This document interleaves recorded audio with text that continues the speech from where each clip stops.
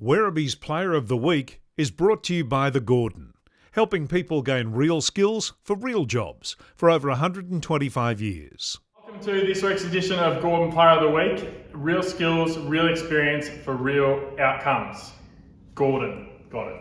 Tom, welcome. Nailed it, Hammer. Thanks, mate. Yeah, Thanks for having me. Now, bit to get through in this interview. I'll start with the weekend's game. Your younger brother made his debut. Yeah. Talk us through that and that experience.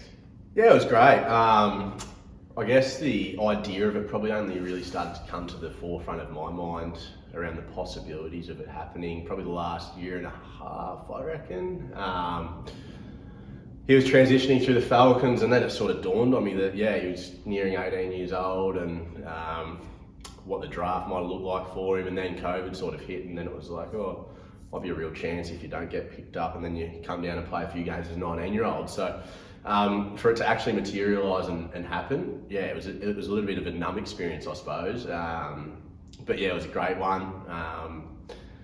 Sort of going into the game, it was an added layer of nerves, I think, just hoping that he went all right. But then when you slip into the mode of the game, it sort of slips to the back of your mind a little bit, and he found his feet fine, and yeah, it was good. It was He good did. fun. He Yeah. did find his feet well. And Yeah. now, had you played together before this? Nah, so that's why it was like such a, I suppose, a big thing, because being 8 years apart in age, you don't really grow up thinking about that happening. You just naturally think that different, you'll follow different paths in your footy, but ours luckily followed the same course. So another layer of the day was that probably, I would say, less than 5 minutes before you ran out, you were announced as captain. yeah, I was just met by, I think Mick.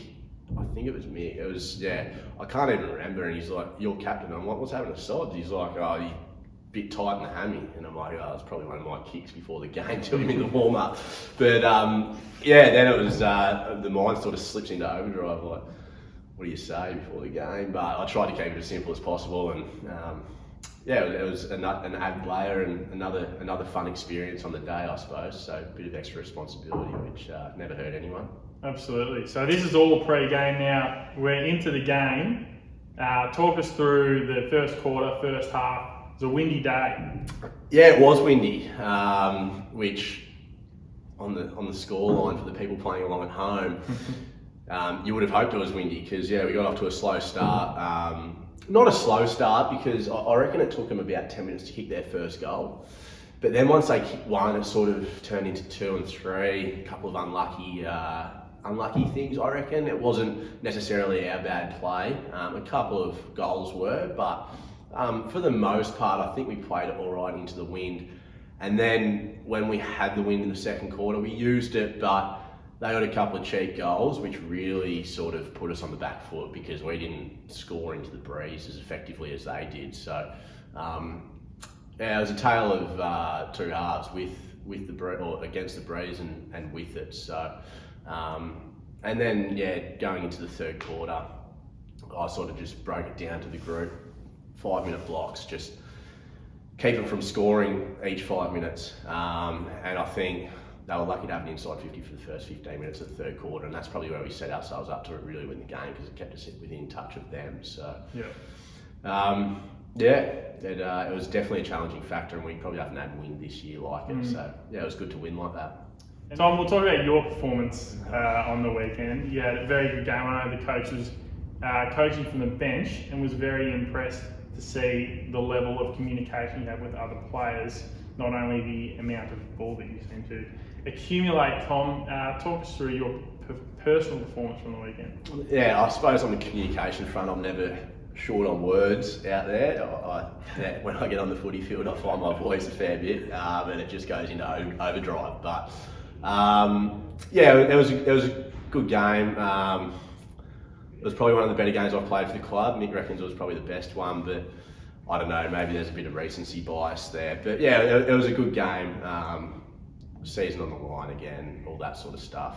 A bit of experience out of it. It was good to stand up. So been working on a few things within my game, and they all seem to piece together on the weekend and come to fruition. So yeah, it was really pleasing. So going into this week now, come up against Geelong. You actually started your career at Geelong, is that correct? Yeah, I did.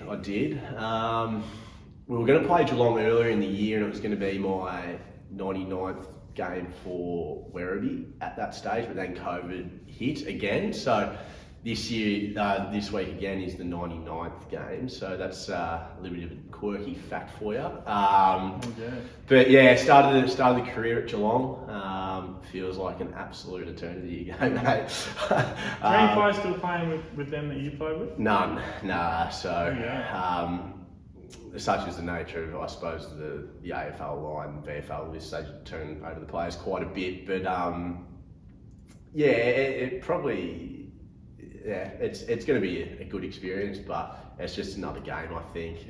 The first time you play against your old club, it's a little bit like, okay, here we go. But this week will just be another, on the job, another week at it. So did start there 4 games and then made the move, thankfully. Absolutely.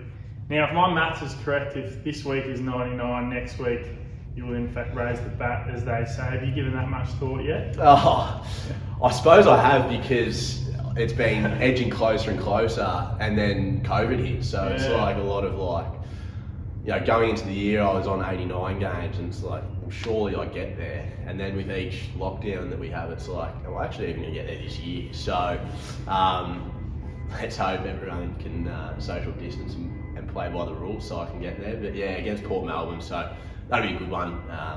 Port Melbourne, obviously a good rival of ours, so it'll be a big day. Hopefully we beat Geelong this week and our season's still alive, because we probably need to win 3 out of 3 games on the run home to make finals. So yeah, the 100th will be, it'll hit me during the week when that happens. So yeah. Absolutely, 1 week at a time. Yeah, that's it, mate. Awesome. All right, Tom, thanks for joining us on this week's episode of Gordon Player of the Week.